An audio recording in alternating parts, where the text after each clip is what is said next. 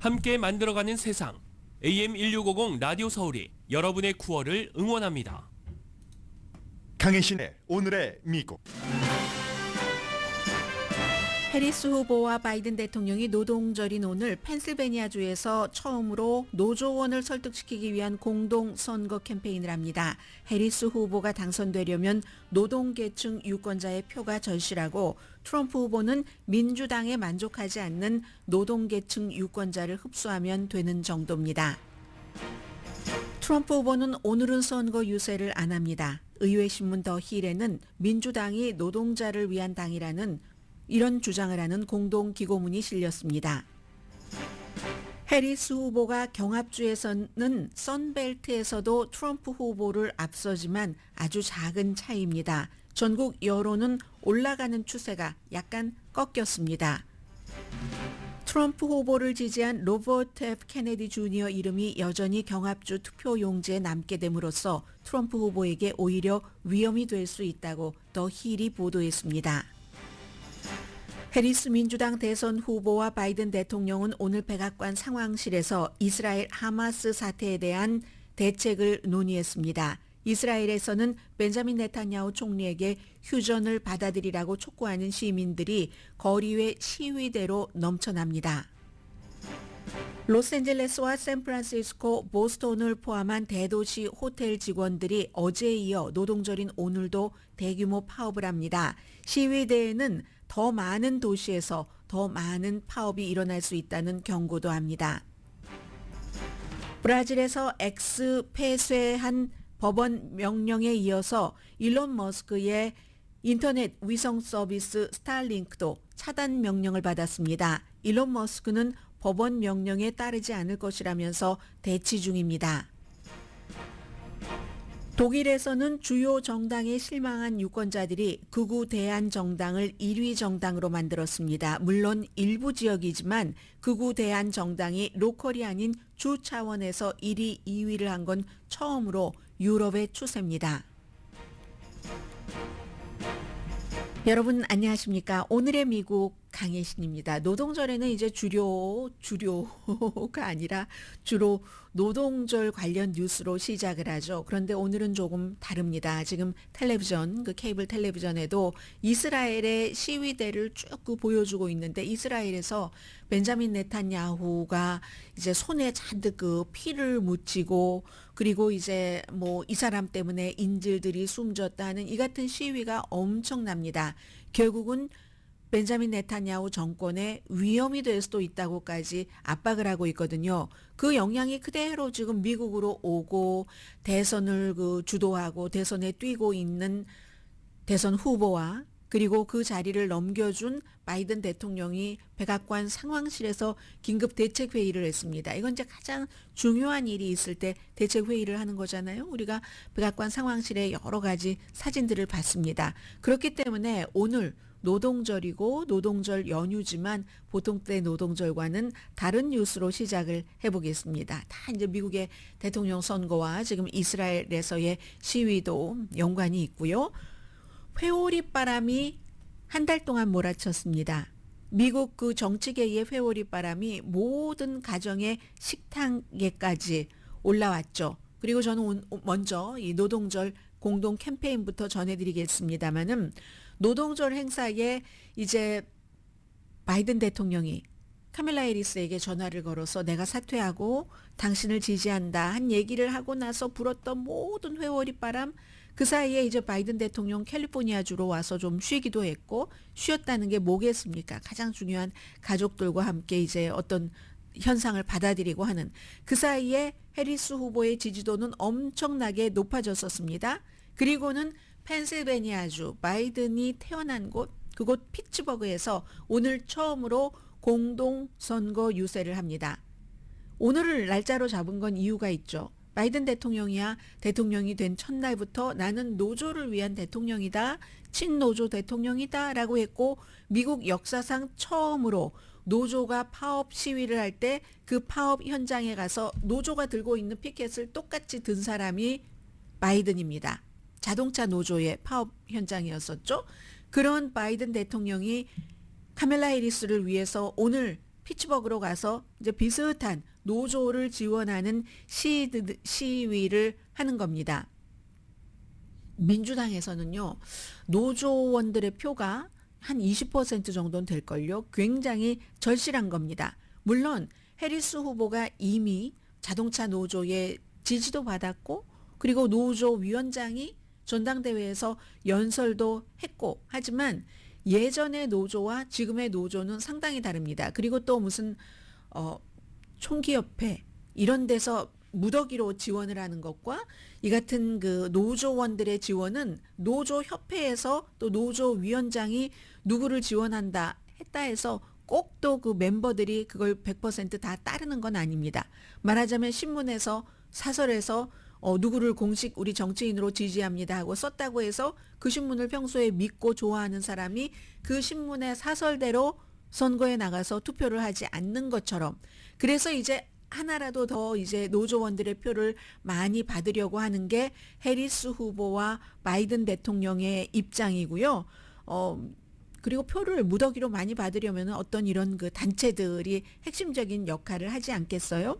노조는 미국에서 역사적으로 블루월에서 민주당이 강한 블루 스테이트, 지금 경합주가 된 위스콘신, 미시건, 펜실베니아에서 정말 강한 역할을 했죠. 그런데 해리스 후보가 요 며칠 계속 강조하는 것은 노조가 블루월에서만 중요한 게 아니라 네바다, 애리조나 이런 선벨트에서도 마찬가지로 중요하다. 당연히 마찬가지로 중요하죠. 오늘 이제 잠시 뒤에 호텔에서의 파업을 말씀을 드리겠습니다만은 네바다주 하면은 서비스업이 굉장한 그런 그 주잖아요. 그걸 이제 계속 강조를 하고 있습니다. 그리고 팀 월즈 부통령 후보도 마찬가지죠. 이 부통령 후보도 중간층, 무슨 노조 이런 사람들을 상당히 그 지원을 하는 정책을 미네소타 주지사로 일하면서 세워놨습니다. 심지어는 카멜라 해리스가 어떠한 페이드 리브 하는 이런 그 가족들이 아프거나 할 때 본인이 이제 어느 때나 그 직장에 나가지 않을 수 있는 이 같은 권리 같은 것은 미네소타 것을 전국적으로 확대를 해야지 된다. 그걸 모델 삼아서 할 정도로 굉장히 이제 중간층이나 노조 멤버나 이런 사람들에게 중요한 정책 같은 것을 만들어냈던 사람입니다. 그래서 팀 월즈도 어제는 그 본인이 너무 유명해진 미네소타 장터 같은 데 가서 막 팔에 털이 복실복실 났어요. 반팔 그냥 컬러도 없는 티셔츠 같은 거 입고 반바지도 입고 이렇게 주민들과 막 아저씨 소리 들어가면서 엉키잖아요. 그걸로 유명해졌는데 오늘은 이제 위스콘신의 밀워키로 갑니다. 역시 노조가 굉장히 중요한 곳이죠. 여기서 이제 와이프와 함께 선거 유세를 합니다. 지금 공화당의 J.D. 벤스 그 부통령 후보의 와이프는 말 잘하겠죠. 이 그 테크놀로지 기업의 변호사니까. 그런데도 직접 이렇게 나서지는 않고 그에 비해서 같은 교사 출신이었던 그런 팀 월즈의 부인은 이렇게 남편 그 유세 현장에 등장을 합니다. 그리고 지금 부통령이고 대통령 후보인 해리스의 남편인 더그 에모프도 버지니아주에서 오늘은 이제 노동조를 맞아서 역시 그 와이프를 대통령으로 당선시키기 위한 선거 캠페인을 합니다. 트럼프 후보의 경우는요, 2020년도 4년 전 선거에서 노조의 그 격차가 너무 심했어요. 바이든 대통령이 14% 이상을 가져갔거든요. 전체적으로는 그 유권자표에서 4% 조금 넘는 차이로 이겼는데 노조표에서는 14%나 차이가 났습니다. 그러니까 4년 전에 엄청나게 노조 그룹에서 졌다는 거죠. 그 당시에는 이게 무척 나빴는데 지금 4년 뒤가 돼보고 보니까 그때 너무나 작은 그 표만을 받았었기 때문에 이번에 막 너무 열심히 이 노조원들에게 매달리지 않아도 된다. 아니 이런 아이러니가 있죠. 살다 보면 늘. 그래서 이제 그 트럼프 후보는 이런저런 이유로 오늘은 선거 캠페인을 하지 않습니다. 그 대신에 이제 주말에 엄청 많이 움직인 얘기는 잠시 뒤에 말씀드리기로 하고요. 지금 바이든과 해리스가 백악관 상황실에 모였다. 지난번에도 한번 모였는데 지금 두 번째거든요. 이번에 모인 것은 벤자민 네탄야후를 굉장히 압박하는 겁니다. 바이든 대통령이 오늘 아예 이제 펜실베니아로 선거 유세를 하러 나가기 전에 얘기를 했어요. 벤자민 네탄야후가 인질 협상에 있어서 충분히 뭔가를 하지 않는다. 그리고 우리는 인질 협상에 대단히 가까워졌다. 이게 뭘 뜻하는 거겠습니까? 대통령이 아무 말이나 막 하지는 않지 않겠어요. 뭔가가 있기는 있나 보다. 뭔가가 있긴 있나 보다가 여러 번 반복되긴 했지만 이번엔 정말 있나? 왜냐하면 이스라엘에서 벤자민 네탄야후가 인질 협상에 소홀하기 때문에 의도적으로 본인의 정권에만 목매달고 있기 때문에 인질들이 자꾸 숨지지 않느냐 해서 엄청난 지금 이스라엘에서의 그 시위는 국가가 마비될 정도거든요. 그 국가 마비까지도 각오하고 하는 시위입니다. 그러니까 메이비 바이든 해리스 측에서는 그러한 힘으로 벤자민 네탄야후도 인질 협상을 좀 할 수 있을지도 모른다라고 생각하는지 바이든 대통령이 오늘 아침에도 인질 협상이 대단히 가까워졌다라고 얘기를 했습니다. 이건 해리스에게는 굉장히 근 뉴스가 되는 거고요.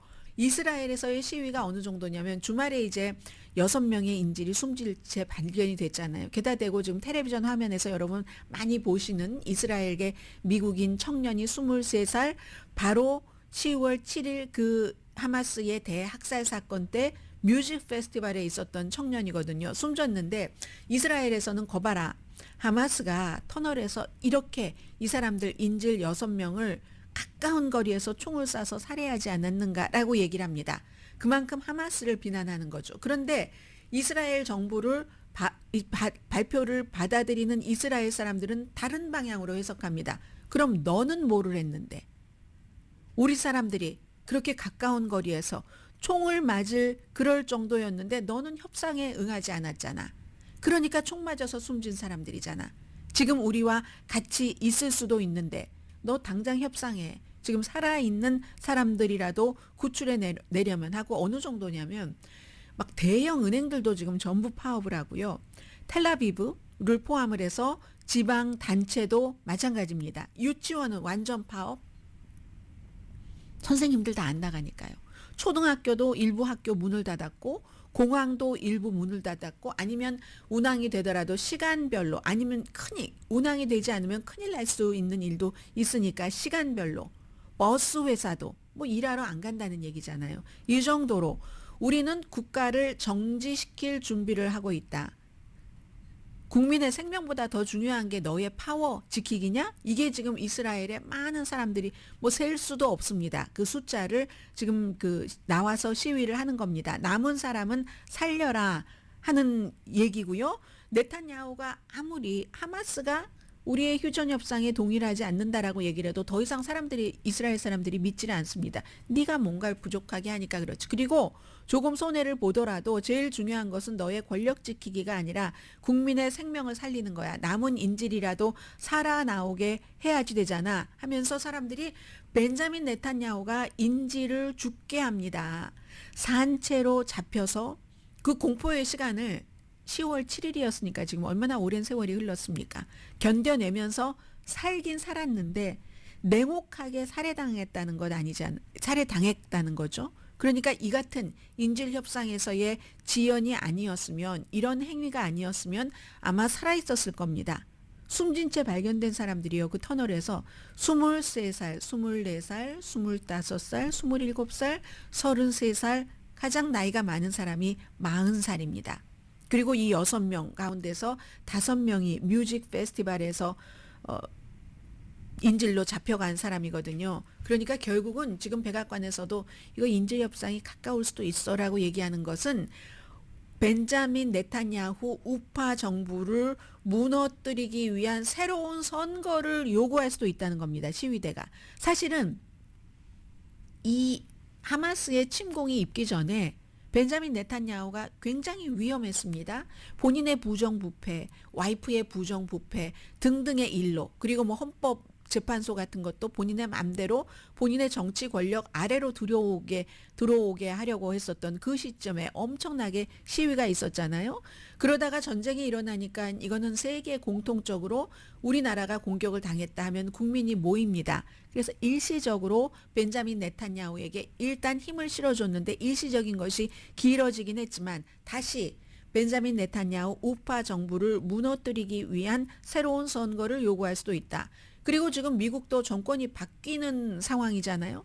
트럼프가 됐건 해리스가 됐건 벤자민 네탄야후는 그냥 트럼프가 되기를 너무 학수고대를 하고 있겠죠. 그러나 바이든 대통령도 바뀌었습니다. 전처럼 이스라엘에 대한 무조건적인 지원을 하는 게 아닌 사람으로 바뀌었고 해리스 후보는 이스라엘도 중요하고 이스라엘도 주권을 지켜야 되지만 팔레스타인 국민들도 자신들의 운명을 선택할 권리가 있다라고 아주 동등하게 얘기를 하고 있습니다. 그렇기 때문에 바이든이나 해리스 측에서는 지금 이스라엘의 전혀 외부의 힘만으로 그 벤자민 네탄야후의 압박을 넣는 것이 예전에는 통했는지 모르지만 지금 안 통하잖아요. 벤자민 네탄야후 같은 사람에게. 그러니까 내부에서도 이스라엘 내부에서도 국민들이 지금 우리와 같은 뜻을 생각하고 있다. 가자 주민들을 너무 심각하게 학살한다는 것과 인질들도 미국 인질도 데리고 와야지 되잖아요. 그런 문제가 지금 이스라엘 국민들이 조금 받쳐주는 거구나라고 생각을 하는 것 같습니다. 하마스 그 핸드북이 이스라엘 병사에 의해서 발견이 됐는데 그리고 이제 뭐 미국의 뭐 뉴욕타임스를 포함한 많은 매체들이 검토를 했는데 하마스가요 지하 터널에서 이스라엘 군과 싸울 때 어떻게 해야지 이기는가 하는 것을 몇 년 동안 노력하고 훈련을 했다는 겁니다. 그렇기 때문에 이스라엘 내부에서도 심지어 국방부에서도 하마스를 완전히 무너뜨리고 이스라엘이 어떤 데미지를 입지 않는 것은 불가능하다라고 이미 결론을 내린 겁니다. 그리고 이제 하나 기쁘다고 해야 되나요? 당연한 소식에 그런 것은 이 전쟁통에도 결국은 막 삿바 싸움 하다가 가자 지구에서 어린이들에게 소아마비 백신은 놓아주기로 이건 이제 하마스와 이스라엘이 합의를 한 거죠. 아무튼 이렇게 돼서 지금 이스라엘과 하마스 간의 이 휴전 협상이 어떻게 되느냐도 그것도 이제 미국 선거에도 영향을 미치는 게 되고 트럼프 후보나 해리스 후보나 전부 이걸 이제 굉장히 저울질을 하는 그런 그 시점입니다.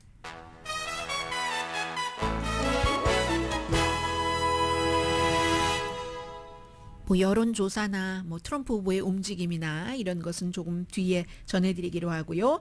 오늘의 미국은 전문가가 추천하는 이민법, 가정법 전문 재인정 종합법률사무소, 총 20억 달러 승소, 교통사고와 상해 전문 브라이언 타필라와 CG 변호사 그룹, 집융자 홈에퀴리 라인업 크레딧, 급한 하드머니도 정말 쉽게 잘하는 융자나라 공동펀입니다.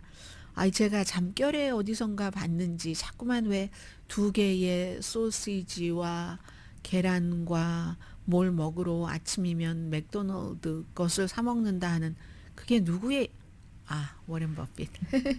워렌 버핏의 얘기네요. 워렌 버핏이 94세인데 오늘 이제 여러분들 많은 걸 드실 테니까요. 94세 맞죠? 94세인데도 너무 건강하잖아요. 하루에 뭐 콜라 캔을 몇 개를 먹고 싶은 거 다 먹고 본인은 6살짜리 아이처럼 먹는다고 하잖아요. 무슨 뭐가 잔뜩 뭘 콜라 먹다가 또 사탕 먹다가 뭐 맥도날드 뭐도 먹고 맥도날드 근데 그건 건강할 것 같은데요. 뭐 아무튼 뭐 소시지 빼고는 소시지도 어떻게 만들어졌느냐에 따라서 다르지만 그렇게 하면서 건강 유지를 어떻게 할 수 있느냐 하고 물어봤더니 그런데 뭐 먹고 싶은 거 다 먹고 뭐 잠을 많이 잔다고 하더군요. 하루에 8시간씩 잠을 잔다. 그리고 뭐 좀 기쁜 뭐 그런 생각들도 하고 뭐 친구들과 만나서 뭐 열심히 뭐 얘기하고 수다 떨고 그런 게 이제 아마 잠과 그러한 것들 그리고 뭐 이 사람이 돈 버는 것을 중요하게 생각하긴 하지만 그것으로 또 막 뭐 사치 부리고 하는 것을 인생의 기쁨으로 생각하는 사람은 아니잖아요. 노동절이어서 그랬는지 여러분들께 어느 분들이 후원해 주십니다 하는 그런 분들을 말씀을 드리면서 그 생각이 났고요. 잠시 뒤에 이제 노동절과 관련되기도 하고 그런 내용들 또 트럼프의 움직임도 전해드립니다.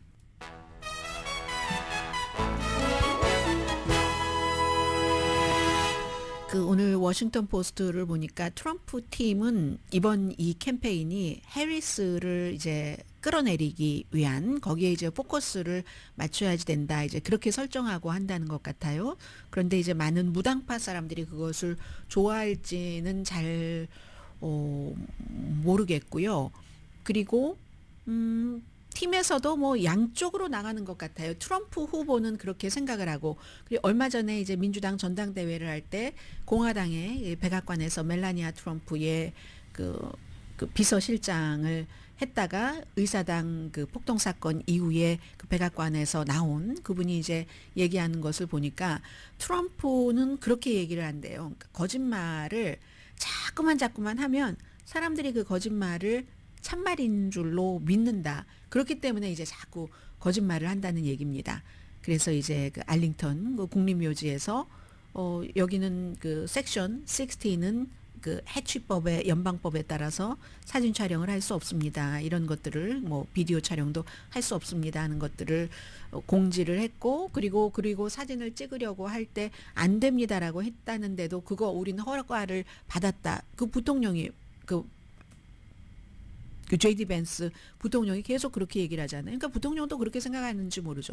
거짓말을 자꾸만 하면 적어도 거기서 본인의 말을 듣는 사람은 그렇게 믿는다. 부통령 후보가 거짓말을 하겠어. 아이 설마 대통령 후보가 거짓말을 하겠어. 그렇게 믿는다는, 그렇게 트럼프 후보의 생각이 그렇다는 것을 그 백악관에서 같이 일했던 사람이 얘기를 했고요. 그 알링턴 국립묘지에 대해서는 아마 오늘 노동절 연휴가 끝나고 나면은 조금 심각해질 것 같은데요. 왜냐하면 이게 이제 물론 트럼프 측에서는 내가 알링턴 국립묘지에 가서 그 아프가니스탄에서 미군들이 철군을 할 때 해리스와 바이든 행정부에서 그걸 충분히 잘 하지 못했기 때문에 그 사람들이 13명이나 숨지고 내가 현장에 갔는데 그 뭐 가족들이 군인 가족들이 사진을 찍자고 해서 사진 좀 찍었는데 뭐가 문제냐. 문제였죠. 그 묘비 앞에서 웃으면서 막 손가락 치켜 뜨고 이렇게 하고 그런 거. 그리고 뭐 다 허락 받았다라고 계속 거짓말을 하고 가족들 중에서도 해리스를 비난하고 그리고 트럼프 후보에게 우리가 사진 찍었다라고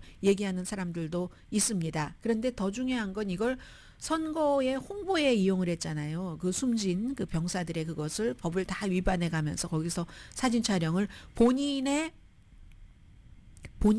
사진 촬영 전문가, 본인의 비디오 촬영 전문가를 그런 분 오시면 안 됩니다 하는 공지를 받고도 데리고 가서 그게 이제 문제가 되고 같이 갔던 그런 다른 주의 주지사는 어머 정말 잘못했습니다. 이런 사진을 저희가 써서는 안 됐는데 정말 잘못했다고 사과를 하는데 트럼프 캠프 측에서는 제가 워싱턴 포스트에 보도가 나왔기 때문에 계속 말씀을 드리는 건데요. 그냥 어떻게 하든 해리스를 깎아내리는 것이 최대 목표여야 된다. 그건 보면 알 것 같습니다. 지금 트럼프 캠프에 들어가 있는 사람들이 다 이제 그렇게 선거 캠페인을 해서 과거에 성공을 했었던 사람이거든요.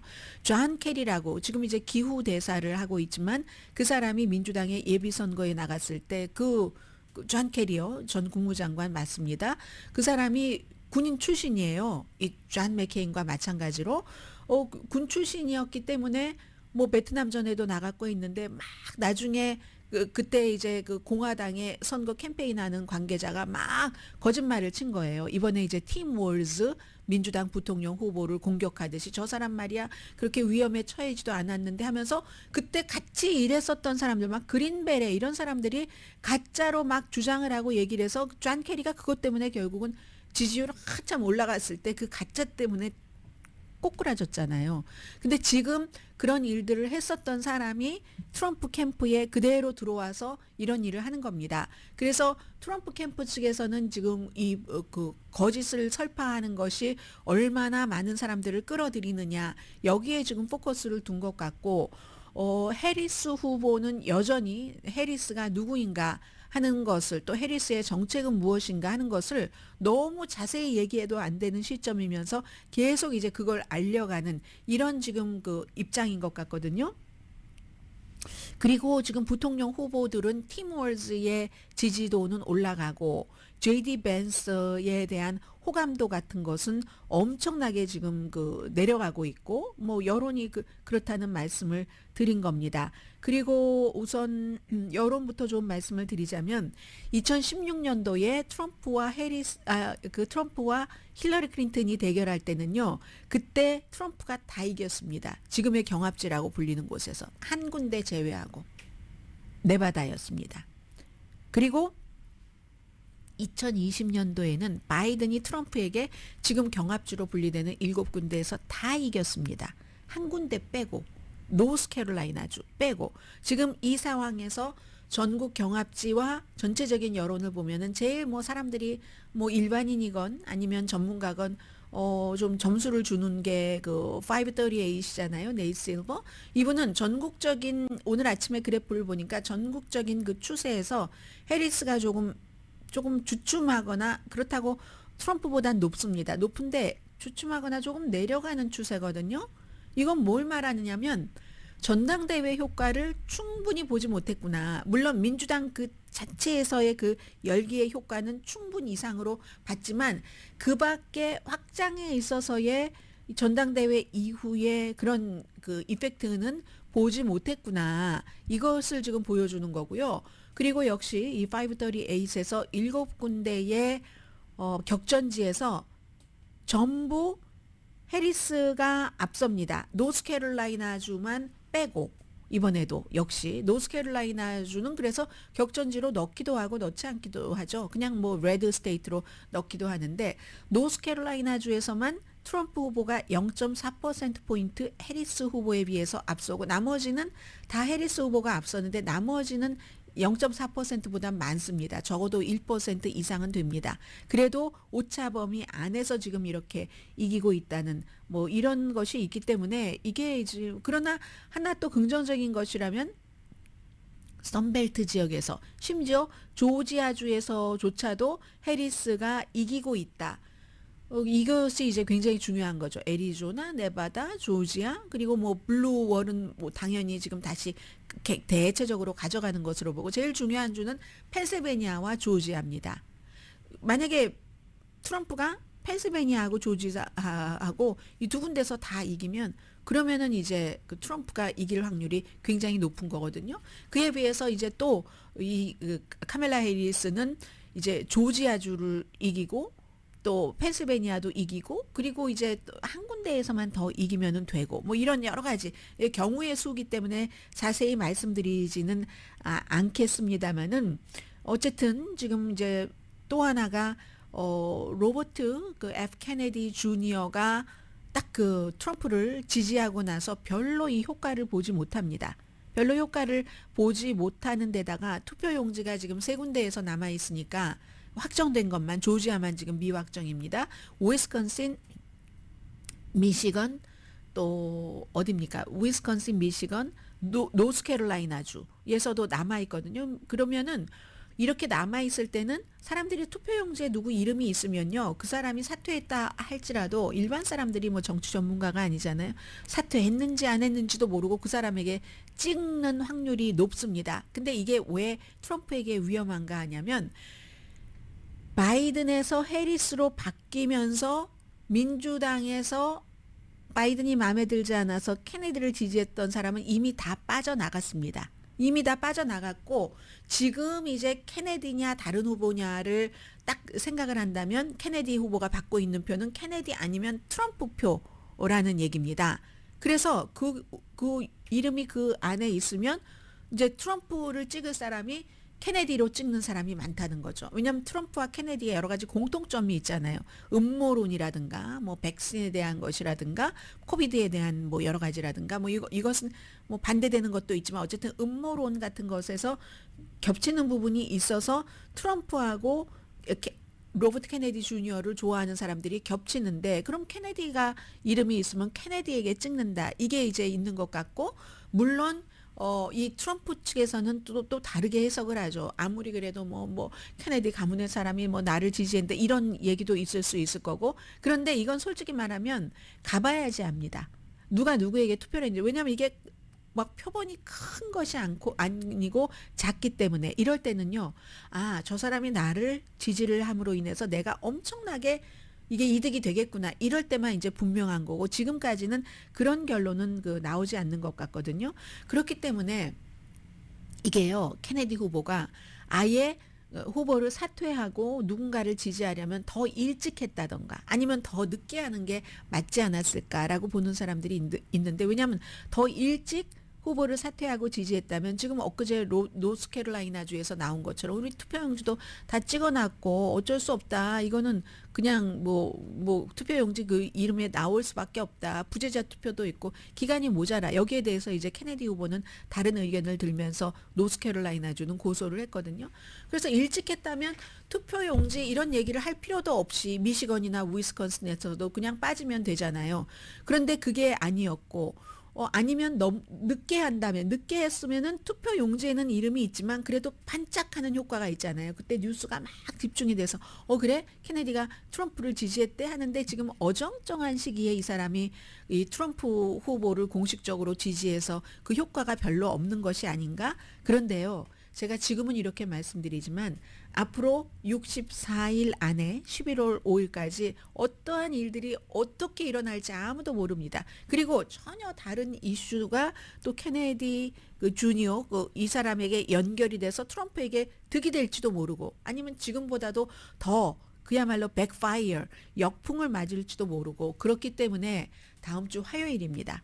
9월 10일 토론이죠. 이 토론이 너무나 중요한 거죠.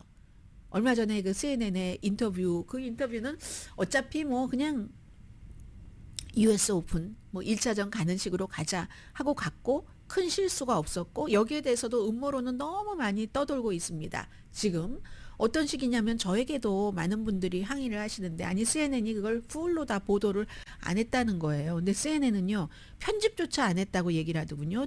그 데이나 베시가 하도 음모론이 많으니까 성명 같은 것을 발표를 했는데 그거 사실 편집도 안 한 것이다. 27분 그리고 중간에 이제 영상 같은 것 다른 영상 자료 영상을 끼워 넣은 것이다. 이렇게 얘기를 하는데 지금 또 트럼프 지지층에서는 그거 뭐 다 편집을 했고 뭐 다 전체를 공개도 안 하고 뭐 그리고 또 트랜스크립도 공개를 안 한대요. 아니 그 즉시에 트랜스크립이 나왔거든요. 지금 아마 어딘가도 보면은 세 파트로 나뉘어져 있을걸요. 뭐 Real Clear Politics 이런 데서도 제가 본 것 같은데 그 세 파트에 뭐 8분, 9분, 뭐 8분 이런 식으로 쪼개져서 다 있고 트랜스크립도 전부 있습니다.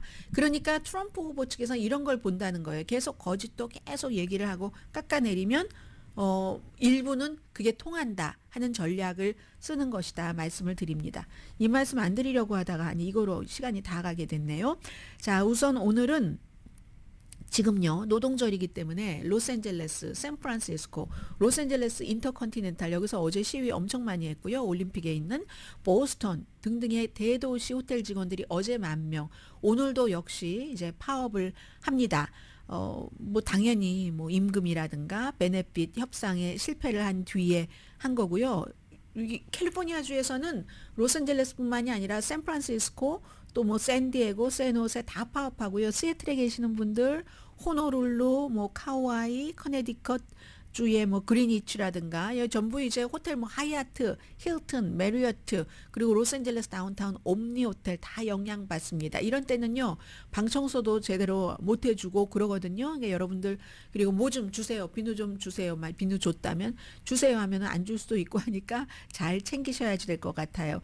그래서 앞으로 이게 볼티모어라든가 프로비던스 뉴헤이븐 뭐 대학가 주변 많네요. 오클랜드 이런 데도 파업을 할 수 있는 역량이 있다 하는데 지금 24군데 호텔에서 파업을 했거든요. 유나이티드 히어 유니언 27만 5천 명 회원이 있습니다. 호텔, 카지노, 공항에서 일하시는 분들 미국과 캐나다에서.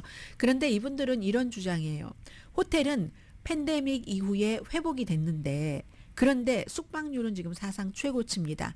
호텔 직원은 호텔이라는 곳이 도시에 있으니까 물가가 얼마나 비쌉니까? 집세까지. 우리 투잡 뛰어도 3잡을 뛰어도 그냥 근근히 먹고 살지도 못한다. 그런데 우리에게 호텔 여행 오는 사람들에게 웃으면서 네 즐겁게 놀다 가세요. 이렇게 얘기를 하라고? 그럴 의지조차도 안 생긴다. 이게 그리고 새로운 노멀이 되고 있다. 호텔 경영자들은 손님에게 서비스도 줄이고 뭐 예전에 샴푸 줬으면 샴푸도 안 주고 그러면서 그러니까 손님들이 취소하고 환불을 요구하는 사람들도 많대요.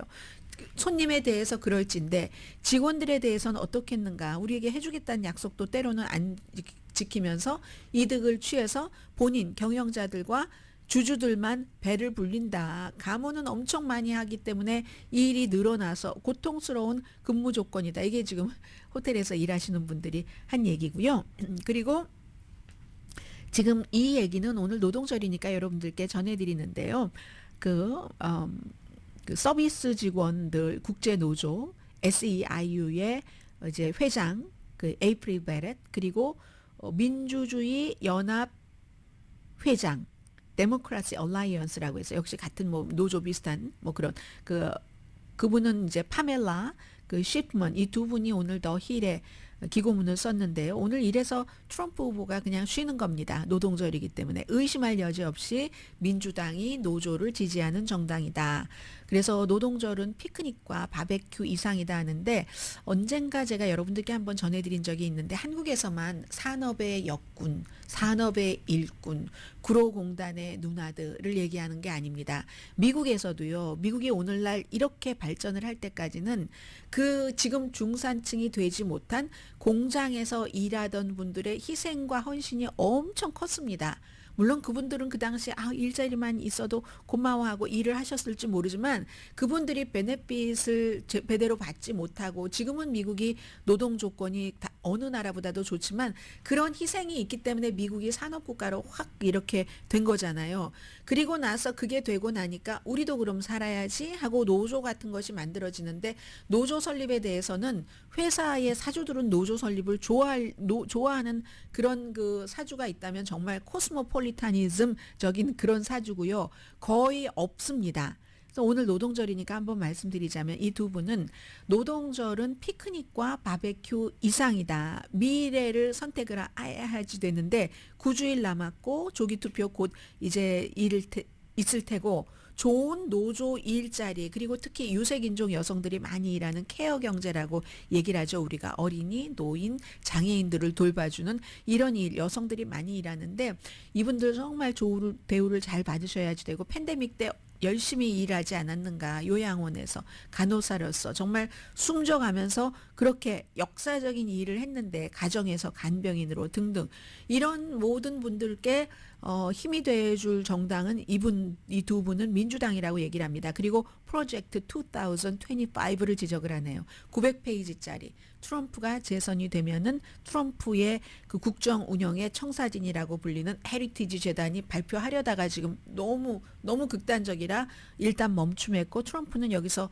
발을 빼려고 하지만 본인 측근들이 140명이나 이걸 만드는데 가담을 했고 이 프로젝트 2025의 최고의 이제 지도자라고 할 수 있는 사람이 쓴 책의 서문을 J.D. 벤스 부통령 후보가 썼고 하는데 이 2025 이 프로젝트에 따르면 고용주가 계약 중간에도 노조를 해제할 수 있게 하고 모든 공무원은 노조를 금지하는 것을 더 쉽게 하는 게 프로젝트 2025라는 겁니다. 국가가 최저임금을 무시할 수도 있고 심지어 육류, 그런 포장, 공장, 광산에서 위험한 일을 어린이들이 하지 않게 그 아동노동보호법이 있잖아요. 이것도 없애려고 하는 게 프로젝트 2025입니다. 저도 그 부분을 읽어봐서 압니다. 진짜 프로젝트 2025가 이렇게 돼 있어요. 메디케어 혜택 점점 줄이려고 하고 트럼프 팀이 이런 제안과 거리를 두려고 하지만 그렇지 않다. 첫 번째 행정부에서 일했던 140명 이상의 사람들이 이 블루프린트에 기여를 했고 그래서 우리 노동자들에게 굉장히 피해를 줬는데 이 사람들이 두 번째는 더 심각하게 할 것이다. 그러므로 이제 민주당을 지지를 해야지 된다는 게 에이프릴 베렛 그리고 파멜라 시프먼 두 분이 오늘 더 힐에 쓴 기고문이었습니다. 뭐 민주당이 노조를 지지하고 노조가 대체적으로 민주당을 지지한다는 것은 누구나 다 알고 있는 사실이니까요.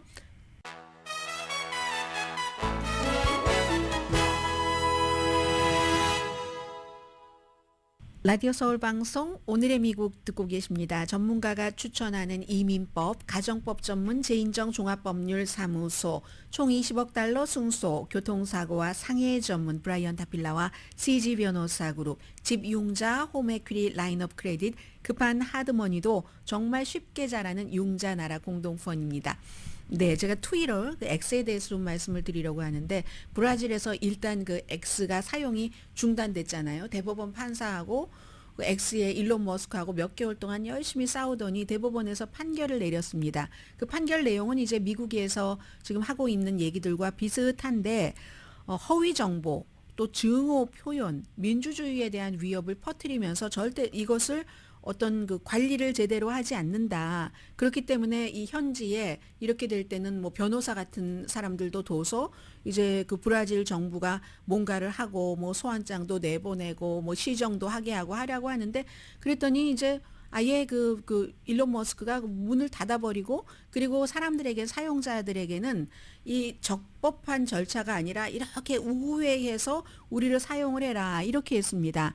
그리고 법원에서는 벌금을 다 내고 그리고 거기 현지 법인의 변호사를 두기 전까지는 절대로 소셜미디어 회사도 우리나라에 이렇게 거짓말을 퍼뜨리고 하니까 책임을 져야 된다라고 얘기를 하고 거기에 대해서는 일론 머스크는 저 판사는 판사가 아니야. 아주 판사의 옷을 입고 있는 사악한 독재자야라고 얘기를 했습니다. 그래서 그 브라질에 있는 그 X의 그 어떤 관계자에게 하루에 이제 $3,600씩 벌금 뭔가 시정되지 않으면 그렇게 해서 지금 이제 일단은 그 주말에 X가 안 됐어요. 그랬더니 브라질 사람들이 엄청나게 불편했죠. 브라질에서는 무슨 X가 페이스북이라든가 인스타그램이라든가 유튜브만큼 인기가 있지는 않습니다. 그런데 이 X의 시그니처가 있잖아요. 정치적인 그 이슈에 대해서는 토론회장이 충분히 이제 X가 되는 겁니다. 젊은 사람들은 뭐 요즘 X에서만 뉴스를 봐요. 이러는 분들도 많기 때문에 아주 깜깜해졌다. 이렇게 얘기하는 브라질 사람들도 있던데 이걸 어떻게 해야 될지 모르겠고요. 그리고 이제 루이스 이나시오 실바 그 룰라 드 실바 대통령은 법원의 결정을 지지를 했는데 게다 대고 일론 머스크가 하는 스타링스도 한 25만 명이 사용하고 있다고 하거든요. 이거는 이제 많은 거죠. 왜냐하면 브라질이 뭐 아마존 열대림도 있고 그리고 이제 농촌들이 많잖아요. 그러니까 이거는 스타링스가 그 위성, 인공위성 인터넷은 굉장히 그 브라질에는 유용하겠죠. 이것도 지금 뭐 하지 말라고 하니까 물러서지 않는다고 또 일론 머스크가 얘기를 하고 있거든요.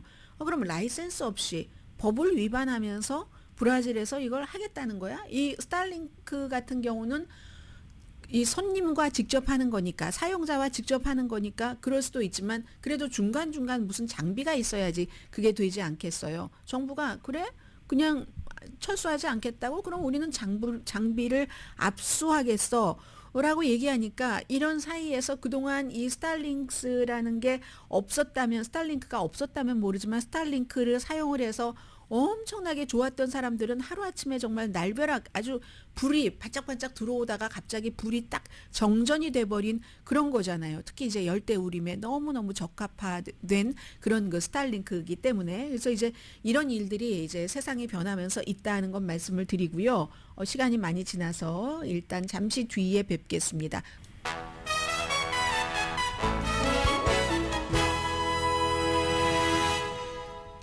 라디오 서울 방송 오늘의 미국 듣고 계십니다. 뭐 이 내용은 전해드려야지 되겠죠. 독일의 극우 정당이 이제 선거에서 이제 승리를 했다. 최종 집계는 아니지만 특히 이제 동독 지역에서 동독과 서독이 합쳐진 지가 이제 30년이 지났는데 만족하지 못한다는 얘기입니다. 30년 동안 예전에 그 동독에서 살았던 사람들이 체제가 바뀌어서 많은 것을 기대를 했는데 정치에 대해서 환멸을 많이 느꼈다 해서 이것저것 해보다 안 되면 이제 극우로 가잖아요. 프랑스에서 우리가 이미 많이 겪었었고 해서 동독의 그 튜링켄과 잭센에서 이 극우 정당이 1위와 2위 뭐 30% 이상의 지지율을 받았거든요. 정당 이름은 독일에 대한 AFD라는 그리고 이제 여성 대표가 나와서 열심히 이제 뭔가를 얘기를 하는데 인구도 줄어들고 통일이 되고 나서 이제 동독 지역 그쪽 지역의 경제도 아주 나쁘고 우리는 여전히 2등 시민인 것 같아 하면서 뭐 열심히 좋은 말로 포장을 해서 해주겠다고 하더니 뭐가 안 되잖아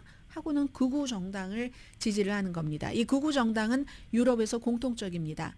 반이민자, 반이슬람 이런 그리고 금지됐는데도 불구하고 독일에서 금지된 나치 슬로건을 반복적으로 사용합니다.